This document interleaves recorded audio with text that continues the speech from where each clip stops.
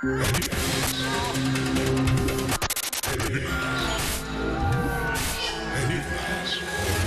lado siniestro de la historia. Bienvenidos a El lado siniestro de la historia. Yo soy Rubén Moya. El día de hoy los llevaremos a un tour siniestro, macabro, en la clasificada por muchos como la casa más embrujada de los Estados Unidos. Una construcción en la que cada habitación tiene una historia con un desenlace fatal. Y es que al parecer hay por lo menos 14 espíritus encerrados al interior de la residencia, ansiosos de llamar tu atención o manifestarse. Nos referimos a la posada de la plantación Myrtle, que por si fuera poco, está abierta para todos esos en búsqueda de ilusiones fuertes. Aquí comienza nuestro recorrido por la casa más embrujada de los Estados Unidos. Esperemos que la disfruten. Así como lo escuchan, a pesar de ser considerada como una residencia embrujada, la plantación Myrtle, ubicada en St. Francisville, en Luisiana, al sur de los Estados Unidos, tiene abiertas sus puertas como una posada para quienes busquen descanso, o más bien, para quienes se atrevan a desafiar las leyes de lo paranormal. Regístrate, pero no esperes lograrlo por la noche. La plantación Myrtle es el lugar más embrujado en el que he estado. He visto personas corriendo de regreso a sus autos. Hay quienes no logran pasar la noche, al menos cada 2 o 3 semanas. Estoy un poco asustada, pero estoy tratando de ser valiente porque me voy a quedar a dormir. Los Myrtles es conocida como la casa más embrujada de los Estados Unidos. Estoy aterrada. Pero, ¿cómo fue que esta casa, que en principio se ve como un hogar agradable, pacífico, rodeado de naturaleza, se convirtió en el refugio de espíritus chocarreros? Tal vez tendríamos que hacer un viaje en el tiempo y conocer a su primer dueño, el general David Bradford, quien, por cierto, tuvo que escapar de sus captores, pues estaba involucrado en la rebelión del whisky y había un precio por su cabeza. Luisiana parecía un buen lugar para establecerse, así que decidió levantar una casa modesta sobre un terreno rodeado de naturaleza. El único problema es que ese terreno estaba situado al lado de un cementerio indio. No enterraban a sus muertos, colgaban los restos para que estuvieran cerca del dios del sol y ahí dejaban que se secaran. Así que el estacionamiento y una parte de la casa están situados sobre lo que alguna vez fue un panteón, y entonces muchas personas sienten que la maldición no se puede destruir porque el cementerio indio fue destruido. Tal vez si el general David Bradford hubiera elegido otro terreno, todas las muertes se habrían evitado, aunque al parecer la plantación Myrtle estaba destinada a ser un cementerio. El general David Bradford tuvo una hija de nombre Sarah Matthew Bradford, quien se casó con un renombrado juez de la región de nombre Clarky Woodruff. Juntos, Sarah y Clarky procrearon 2 hijas y un pequeño bebé. Para encargarse de sus 3 pequeños, el juez Woodruff sacó a una de sus esclavas de la plantación. Su nombre era Chloe. No solo era la nana de los niños, también era la amante del juez. Una mujer con una pequeña maña o defecto que lo hacía enfurecer, pues a Chloe le gustaba escuchar tras las puertas. La cacharon escuchando a escondidas asuntos relacionados con la familia y como castigo, el juez Woodruff le cortó la oreja izquierda. A partir de ese momento, Chloe tuvo que utilizar un turbante para ocultar la herida provocada por la oreja que había sido mutilada. En realidad, Chloe escuchaba tras las puertas y las paredes, porque había escuchado que el juez Woodruff tenía una nueva amante. Eso significaba que tal vez muy pronto regresaría a la plantación. Un trabajo extenuante y donde maltrataban a los esclavos. Pero Chloe no pensaba quedarse de brazos cruzados y decidió prepararle un pastel a los Woodruff. Un pastel con un ingrediente muy especial. Enigma. Lo que pasó después puede ser visto como venganza o como un accidente. Depende de con quién platiques.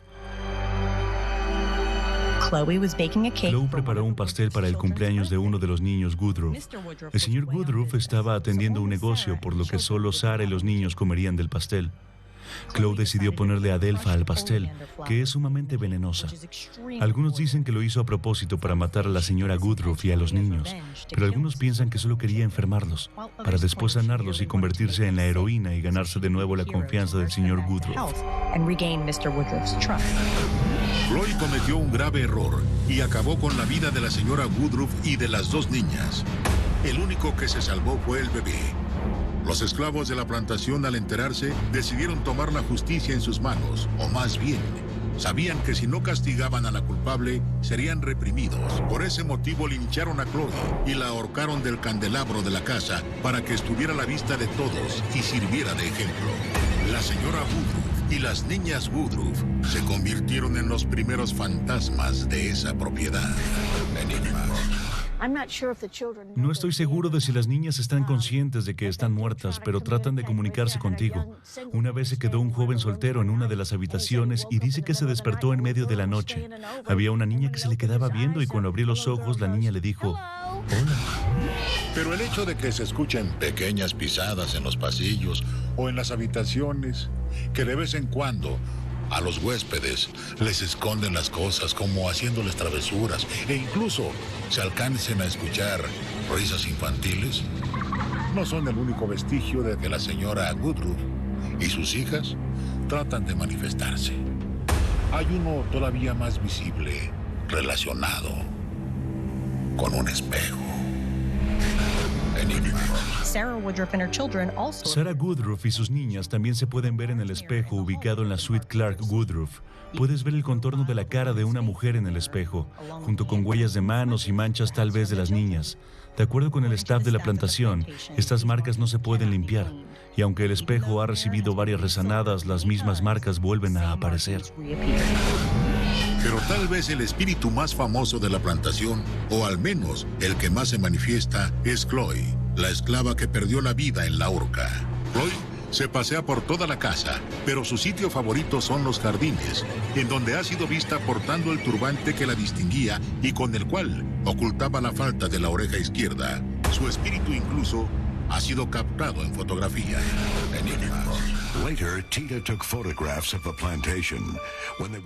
Tita, la dueña del lugar, mandó tomar fotos de la plantación. Cuando las reveló, notó algo raro en las imágenes. Así que aquí está una foto tomada por pasantes. Aparece una mujer transparente, porta un turbante en la cabeza, y como se enteraron en el tour, Chloe siempre portaba un turbante por lo de su oreja.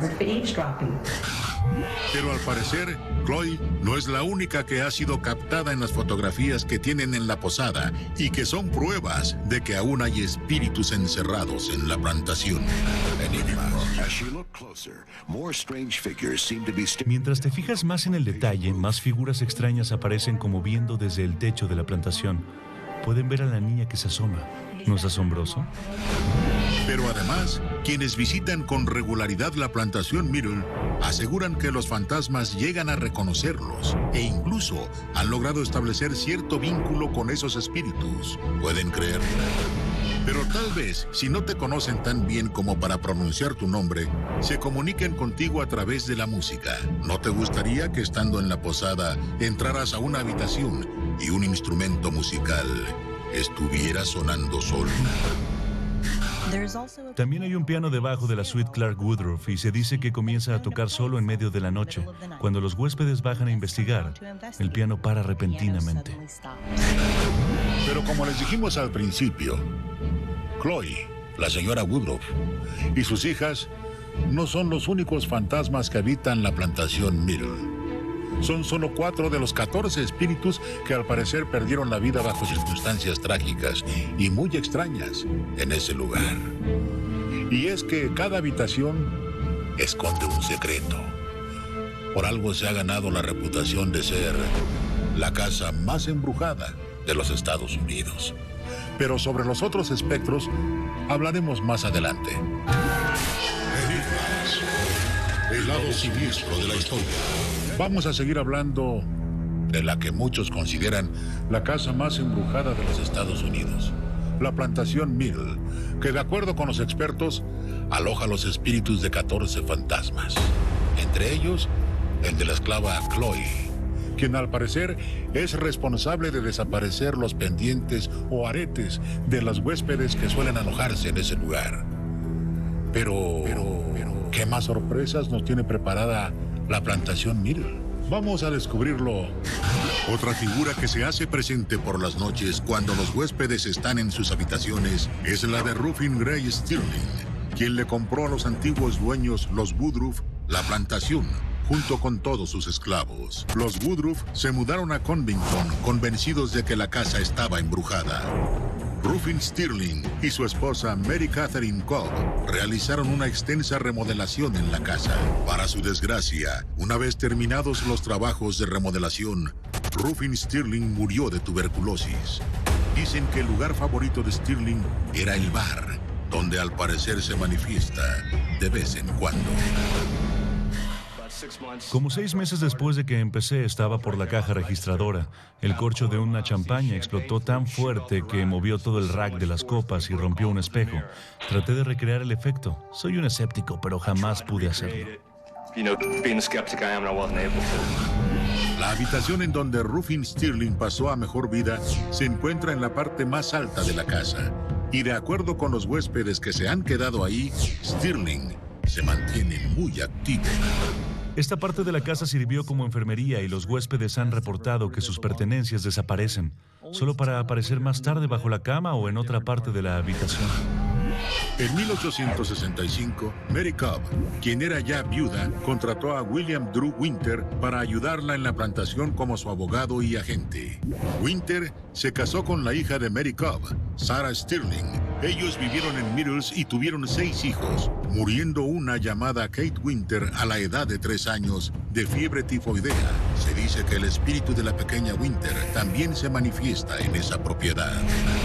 Algunos huéspedes incluso traen juguetes en su equipaje para ver si logran convencer a los niños de jugar.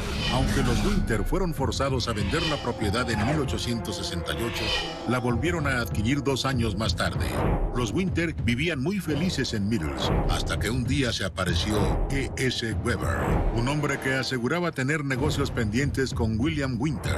William Winter salió a atender a Weber hasta el porche de su casa, sin imaginarse que una bala saldría disparada del arma de Weber para acabar con su vida. Dicen que después de recibir el disparo, el señor Winter se las arregló para llegar hasta la escalera principal de la casa, que está junto a la suite Clark Woodruff. Su esposa Sarah estaba arriba y después de escuchar la conmoción, se reunió con su esposo en el escalón número 17 de la escalera. Ahí es donde el señor Winter dio su último aliento. A partir de ese momento, William Winter se convirtió en otro huésped de honor de la plantación Middle. Uno cuyo espíritu se quedó encerrado en ese lugar hasta la fecha. Quienes han visitado la plantación dicen que a William se le puede ver en el porche de la propiedad, a veces meciéndose en una de las sillas que se encuentran en el exterior, o que por las noches se pueden escuchar sus pasos subiendo por la escalera principal.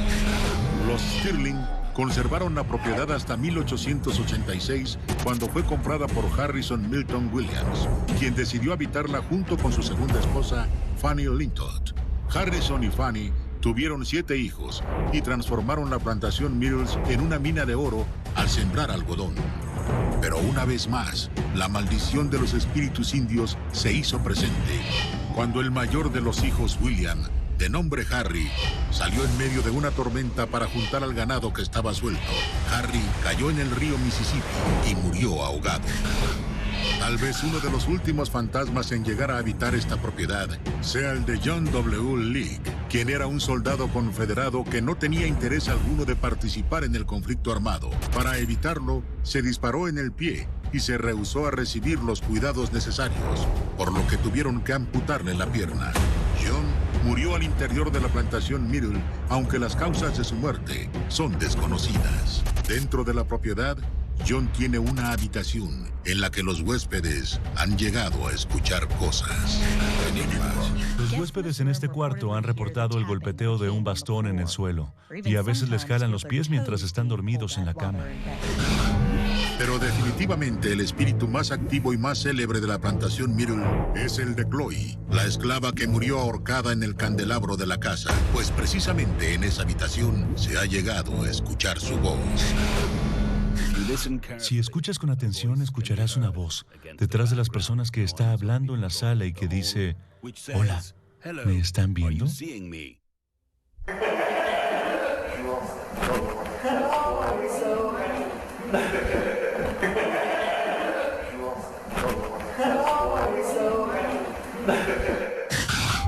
Quienes estaban estaban en ese momento aseguran que no era la voz de ninguno de los presentes. Cada cuarto de la plantación Myrtle está dedicado a cada uno de sus distinguidos huéspedes o exhabitantes, cuyas habitaciones llevan sus nombres. Puedes acudir a un tour si lo deseas, o incluso quedarte a dormir.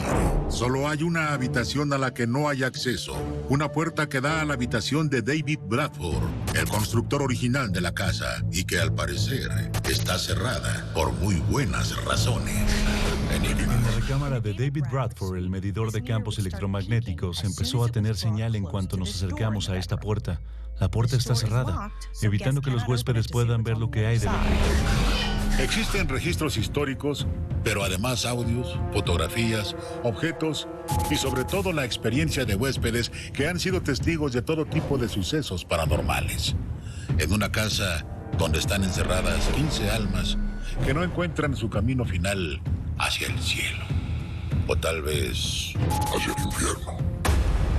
Y así como hay a quienes les gustan pasar sus vacaciones descansando en una playa, hay otros que prefieren un poco de adrenalina y llevarse como souvenir o recuerdo un encuentro fantasmagórico. Si tú eres de esas personas, definitivamente te recomendamos una visita a la plantación Myrtle, clasificada como la casa más embrujada de los Estados Unidos. Regresamos con más de Enigmas, el lado siniestro de la historia.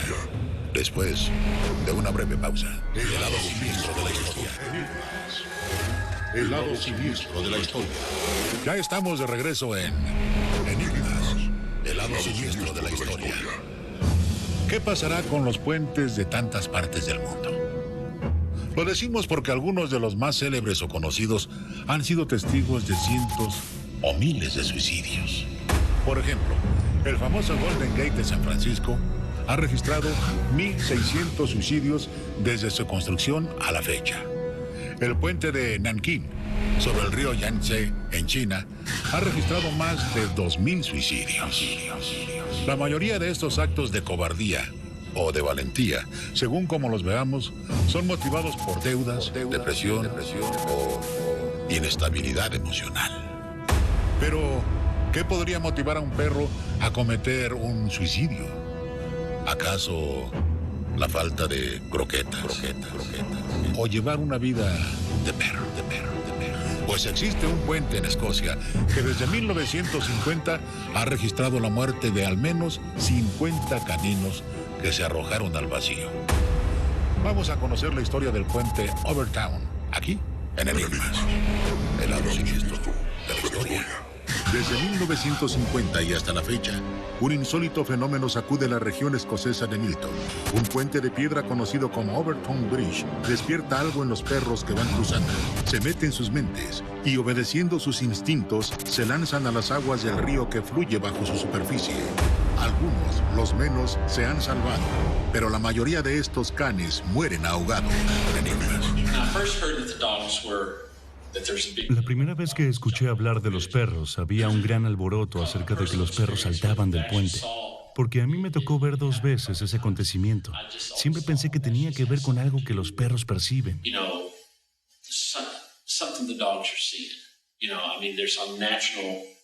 Y hay un fenómeno natural asociado con eso.